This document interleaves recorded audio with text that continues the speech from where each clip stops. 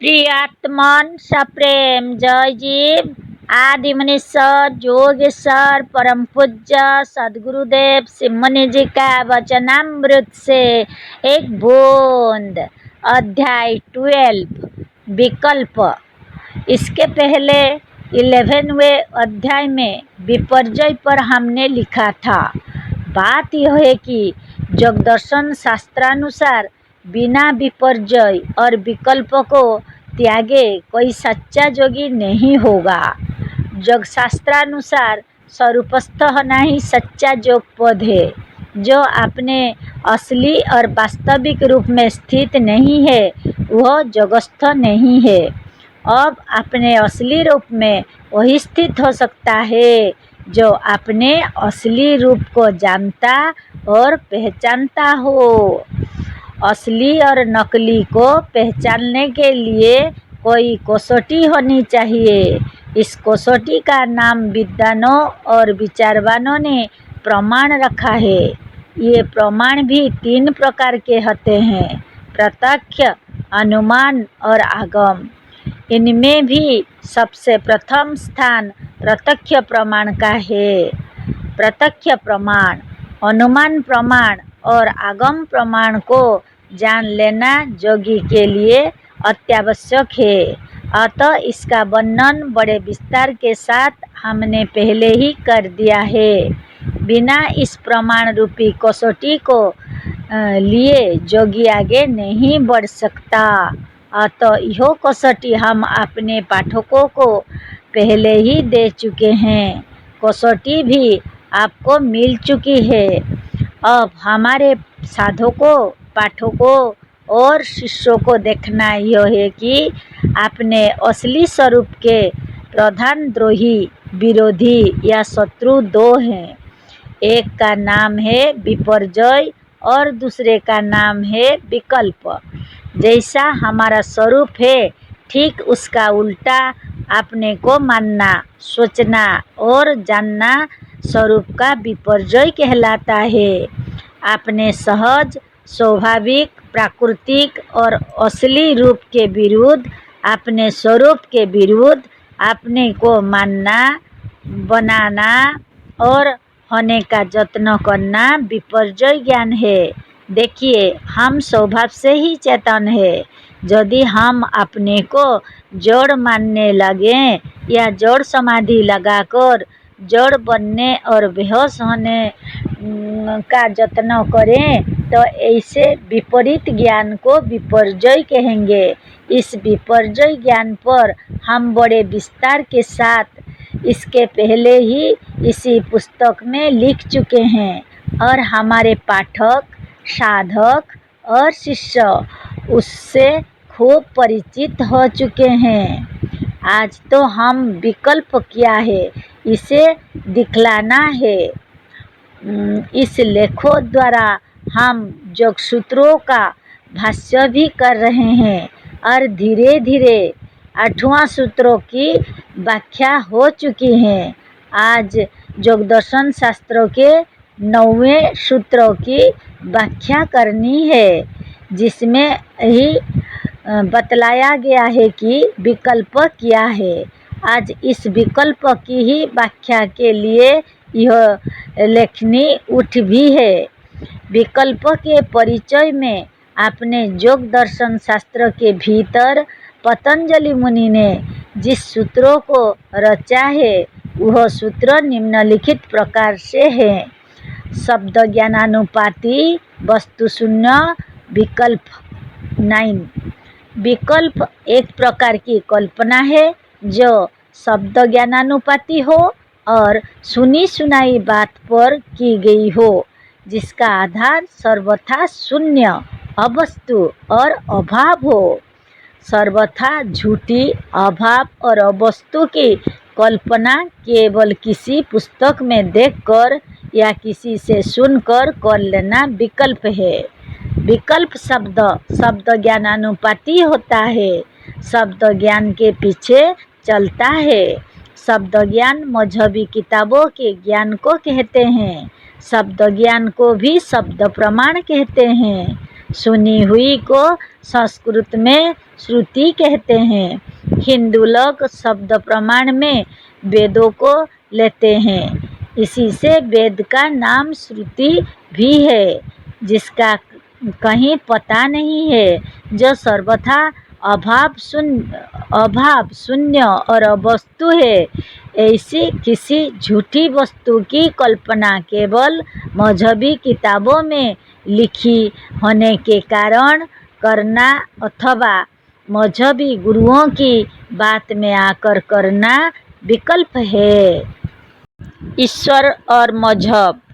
विकल्प का लक्षण क्या है, विकल्प का अर्थ क्या है, अथवा विकल्प किसे कहते हैं, यह हमारे पाठकों, योग के साधकों और हमारे शिष्यों को मालूम हो गया। अब देखना यह है कि यह किस विषय में हो रहा है। कौन सा विकल्प संसार को, साधकों को और आध्यात्मिक पथ के पथिकों को पथभ्रष्ट कर रहा है। ऐसी कौन सी वस्तु है जिसकी कल्पना तो साधक और आध्यात्मिक संसार के लोग कर रहे हैं, पर उसका अत्यंत अभाव है। वह कौन सी कल्पना है जो विकल्प कोटि में आती है।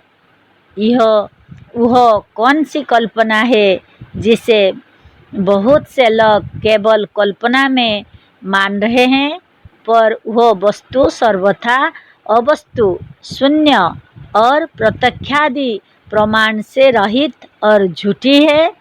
ऐसे एक ही कल्पना है, वह कल्पना है ईश्वर। इस विकल्प का विषय ईश्वर है। ईश्वर को ही विकल्प कहते हैं। यह विकल्प जब तक मन में निकालकर अलग नहीं कर दिया जाएगा, तब तक स्वरूप की प्राप्ति नहीं हो सकती।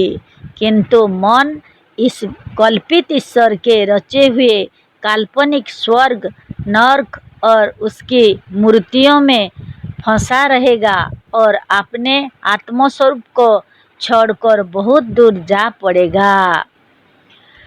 ईश्वर की गुलाम। जो लोग अपनी आत्मा से अलग किसी मजहबी ईश्वर की कल्पना करके उसकी सेवा में लगे हुए हैं, ऐसे मजहब और ईश्वर के गुलाम कभी मुक्त, स्वाधीन और स्वतंत्र होकर स्वरूपस्थ नहीं हो सकते। जो ईश्वर भक्त हैं, ईश्वर दास हैं और ईश्वराधीन हैं, वह स्वाधीन कैसे हैं। जो परलोक, परदेश, विष्णुलोक, वैकुंठ, शिवलोक, बहिष्ठ और आसमानी बाप की बादशाहत में दाखिल होने के लिए या जाने के लिए यत्न कर रहे हैं, वह मुक्त, स्वतंत्र, स्वाधीन और स्वराज नहीं चाहता और ना उसे मिल सकता है। जो स्वयं यत्न करके दूसरे के राज, देश और बादशाहत में जाना चाहता है, जो स्वयं दास और गुलाम बनना चाहता है, वह स्वराज, स्वतंत्रता, मुक्ति और समाधि को ना प्राप्त कर सकता है और ना प्राप्त करने का अधिकारी है। जो ईश्वरावलंबी है, वह स्वावलंबी नहीं हो सकता। ईश्वर भक्तों में अपने पुरुषार्थों का भरोसा नहीं होता। अपनी उन्नति, अपने ज्ञान और यत्न पर दृढ़ नहीं रहते, किंतु हर बात में ईश्वर को डरा करते हैं और मन में कहते हैं कि ना मालूम कल ईश्वर कौन सी विपत्ति उन पर डाल दे। आपने पढ़ने से आपको विद्या मिली है, अपनी कमाई से धन मिला है, अपने व्यायाम से बल मिला है। ईश्वर या किसी दूसरे के भरोसे कुछ नहीं मिला है। अतः योग में पूर्ण पुरुषार्थ ना करके ईश्वर के भरोसे रहना विकल्प है, व्यर्थ है।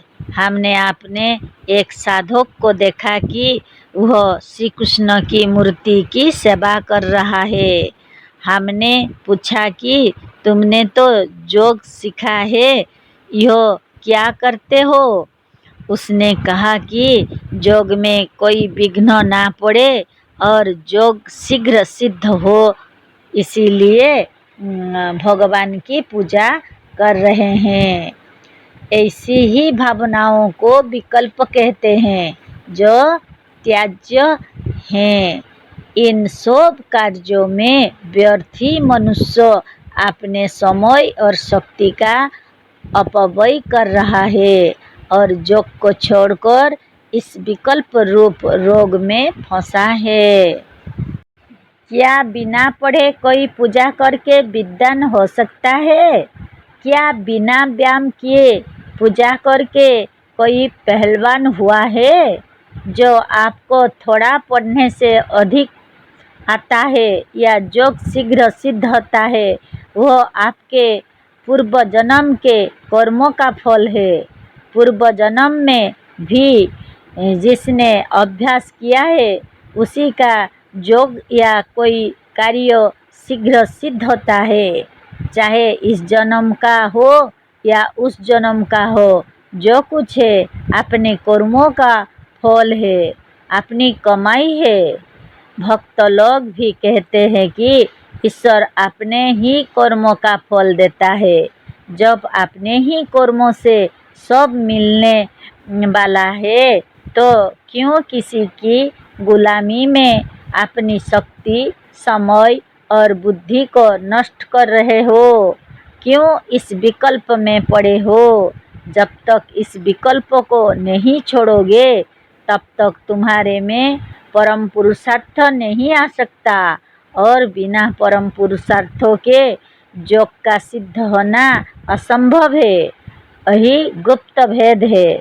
इसे हमारे शिष्यों और पाठक मन लगाकर सुन ले। सच्ची समाधि के लिए इस सच्चे ज्ञान की बड़ी आवश्यकता है। योगियों और साधकों को चाहिए कि आत्मबोल और मनबोल, सत्य, सुंदर और स्वतंत्र विचार, आत्मज्ञान की कथाएं और सृष्टि विज्ञान शास्त्रों का बराबर पवित्र होकर नियम से थोड़ा थोड़ा पाठ करते रहें।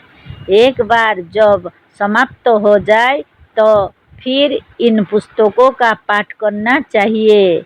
यह पाठ उपन्यास पढ़ने की तरह नहीं होना चाहिए, किंतु खूब विचार के साथ होना चाहिए। इन ग्रंथों का बार बार पाठ करने तथा बीच बीच में इस सच्चे आत्मज्ञान का मनन करने से विकल्प की वृत्ति आप में से निकल जाएगी और आप अपने शुद्ध स्वरूप को पाकर स्वरूपस्थ और समाधिस्थ हो जाएंगे। इन विकल्प की वृत्तियों और विकल्प की भावनाओं का आधार बिल्कुल झूठ है। यह मजहबी गुरुओं और मजहबी ग्रंथों की बातों पर चल रही हैं। मजहबी का आधार ईश्वर और उसका स्वर्ग बहिष्ठ है। यदि स्वर्ग का लालच और ईश्वर का डर ना हो तो कोई मजहब को ना माने, पर इन मजहबी स्वर्गों और ईश्वर का पता आज तक नहीं चला है। मजहबी लोग इस स्वर्ग की प्राप्ति और ईश्वर की रक्षा के लिए तथा अपने इस असत्य को मनवाने के लिए दूसरों पर अत्याचार और दूसरों की हत्या करते चले आ रहे हैं। यही विकल्प है, यही मनुष्य को जगस्थ नहीं होने देता। प्रत्येक मजहब का ईश्वर और प्रत्येक मजहब का स्वर्ग अलग अलग प्रकार का है। इनके स्वर्गों और बहिष्ठों का वर्णन, ईश्वरों के रूपों का वर्णन यदि आप निष्पक्ष भाव से पढ़े तो बिना हंसी आए नहीं रहेगी। कृष्ण भक्तों का स्वर्ग, जिसे गोलोक कहते हैं, एक बहुत बड़ा गौशाला है। बहुतों का स्वर्ग जिसमें अप्सराएं और हुरे हैं, एक चकलाघर, सराय और नाचघर से अधिक महत्व नहीं रखता। स्वर्ग या बहिष्ठ के विचित्र वृक्षों, शराबों की नदियों, फरिश्तों, हुरे, अप्सराओं और लबड़ों का वर्णन सुनकर आपको घृणा हो जाएगी। ये स्वर्ग और ये 4-4, 8-8 हाथ और 4-4, 5-5 मुंह वाले देवता और सोने की दाढ़ी वाले खुदा कहीं नहीं है। अभाव, अवस्तु और शून्य पर इनकी कल्पनाएं हो रही हैं। इसी से इन्हें विकल्प कहा गया है।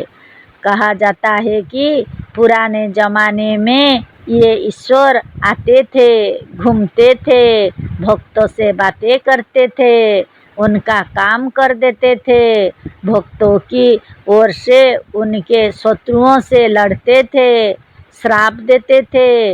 ऐसी कितनी कथाएं रच डाली गई हैं।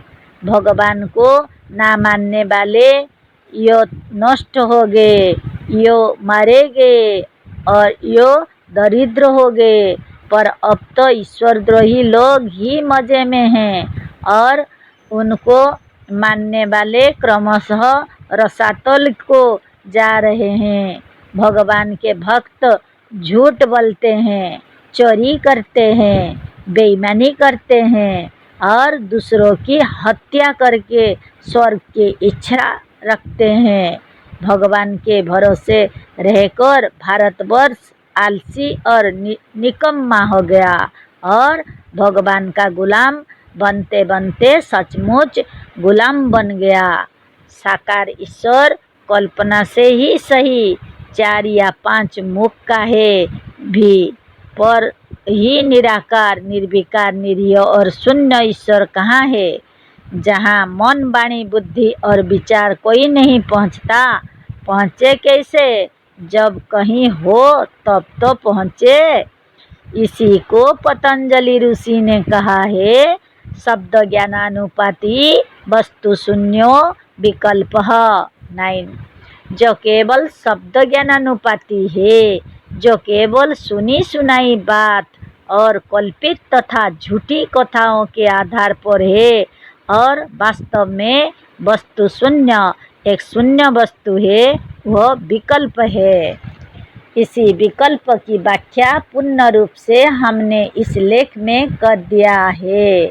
हमारे पाठक अब अच्छी तरह से समझ गए होंगे कि विकल्प क्या है, और यदि समझ गए तो यह भी समझ लीजिए कि जब तक कोई साधक, जोगी, मुनि या इस आध्यात्मिक पथ का पथिक इस विकल्प में फंसा हुआ है, तब तक वह स्वरूपस्थ, समाधिस्थ या जगस्थ नहीं हो सकता। यही पूर्वोक्त सूत्रों का तात्पर्य है। इस तरह से अब तक जगदर्शन शास्त्रों के 9वें सूत्र की व्याख्या हो चुकी है। ओम जय जीव।